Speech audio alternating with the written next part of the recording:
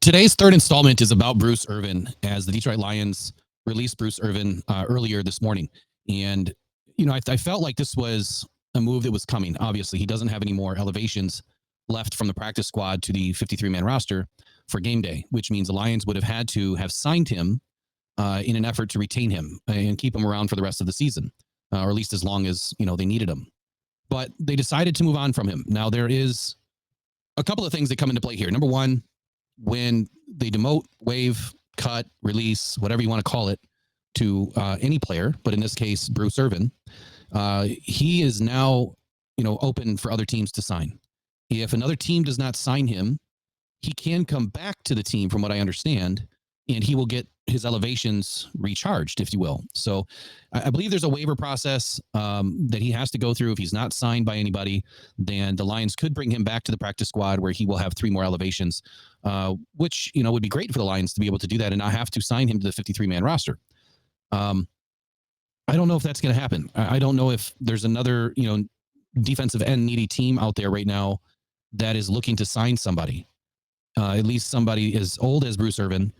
He didn't have a ton of production as far as stats were considered with the Lions in the 3 games that he played, but he did have at least an effect on the field. I felt, especially against the Cowboys, he had an effect. Now, he was getting dealt a lot of holding, penalties that were not called against the Cowboys.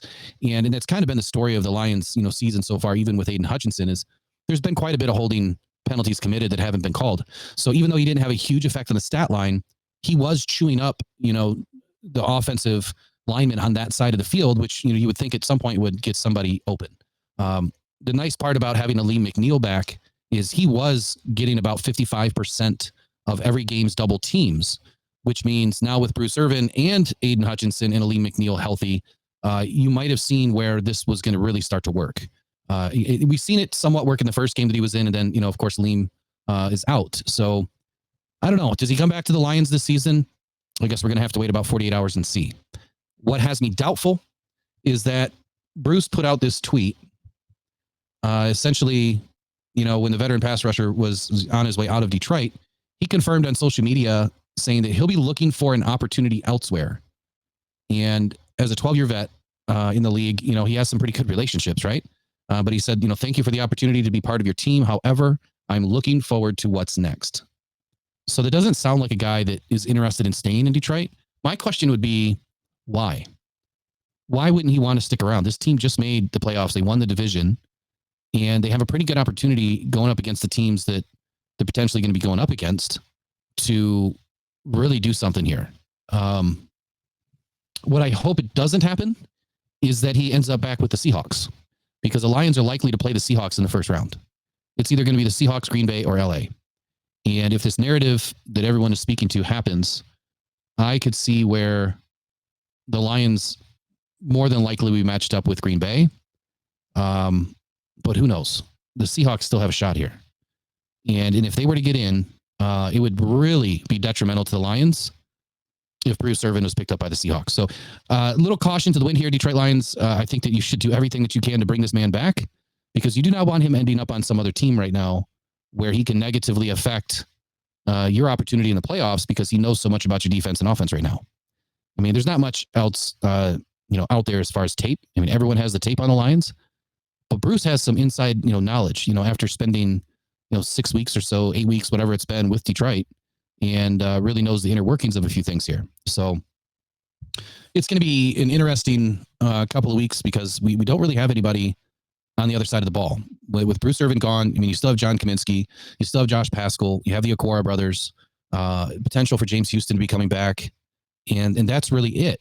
But my question is, not one of them has really produced in a manner this season that is commensurate to, giving Aiden Hutchinson a relief valve to work and to be able to do his job at a higher level. We're missing a big element in pass rush. Let me just keep it simple. The Lions are really missing a dominant defensive end.